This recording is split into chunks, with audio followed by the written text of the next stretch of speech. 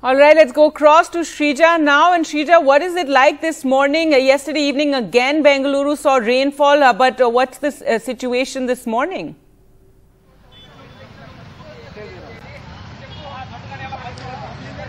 Well, the place where I'm standing here is the Sarjapur Road.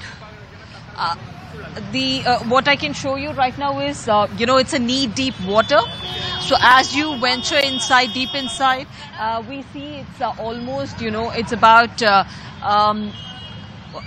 5 feet is what we are being told. So coracle is being used especially for people who want to exit and enter this particular stretch of road. There are over 400 residents, and what's more important here is this particular place, especially the Rainbow Drive layout, has been completely inundated for over 24 hours now.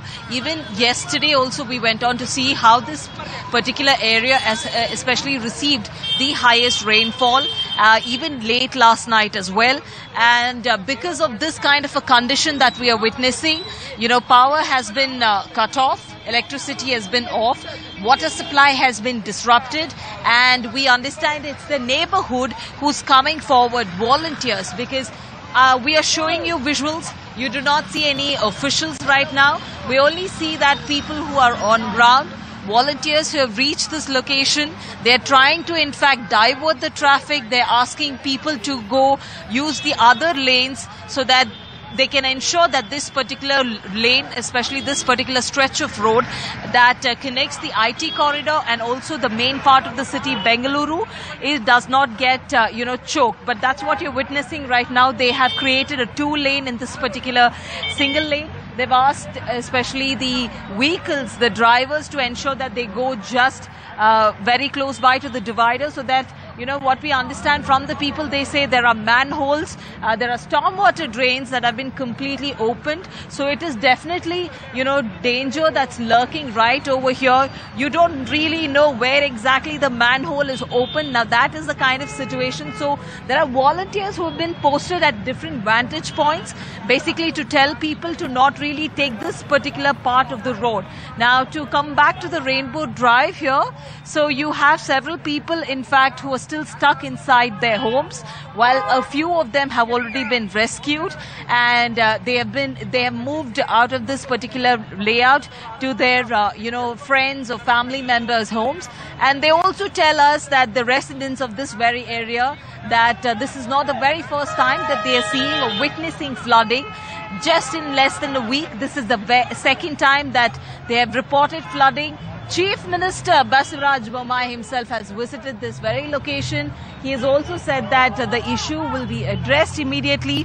But clearly you see the city is once again underwater. So, despite the promises just in less than a week, there's clearly no respite for residents of Bengaluru. So it is completely cut off. People are still stuck inside their homes. So you have, certain number of volunteers from the nearby neighborhoods coming over here, distributing food packets, milk packets. Now that's what's been given especially to these residents inside, and also the district administration, because of the copious rains that the city has received.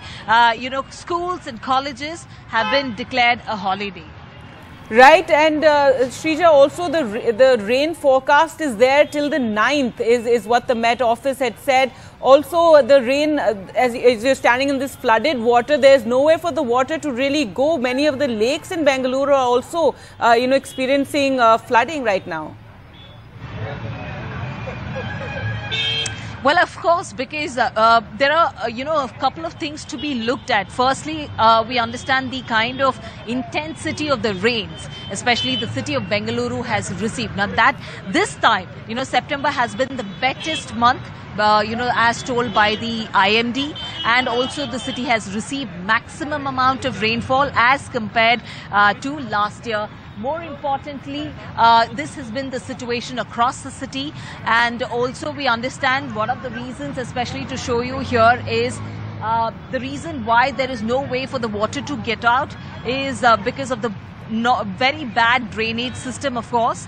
That is what we've been told by the residents and the resident association. And the other thing to be looked at, yes, the lakes. There are 3 lakes in this particular area, that is Sarjapur area of Bengaluru city. And we also understand that the lakes have breached. There was a retainer wall. Now the retainer wall collapsed, and so the water has breached and entered this particular area. And this entire stretch of road has been completely inundated. You do not see road. You do not see a tarred road at all. You see it's completely converted into a river here, this part of this Sarjapur side of the road. So we see the lake has been breached. Even though the lake has been breached, the other thing to be looked at, the stormwater drains. That is another issue here in the city.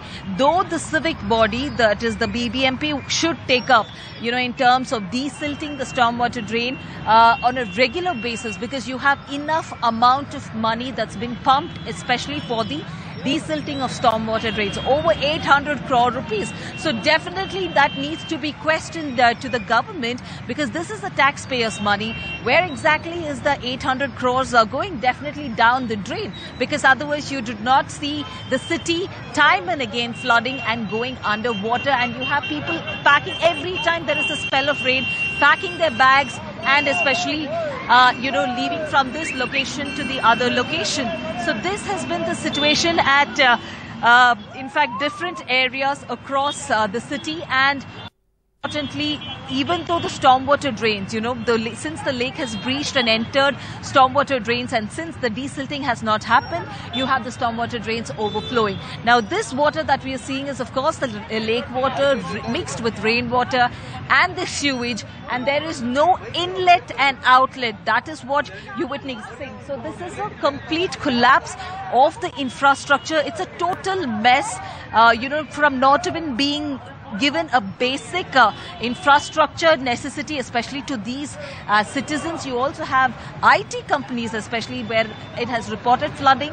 You have techies taking tractors to reach their offices as well.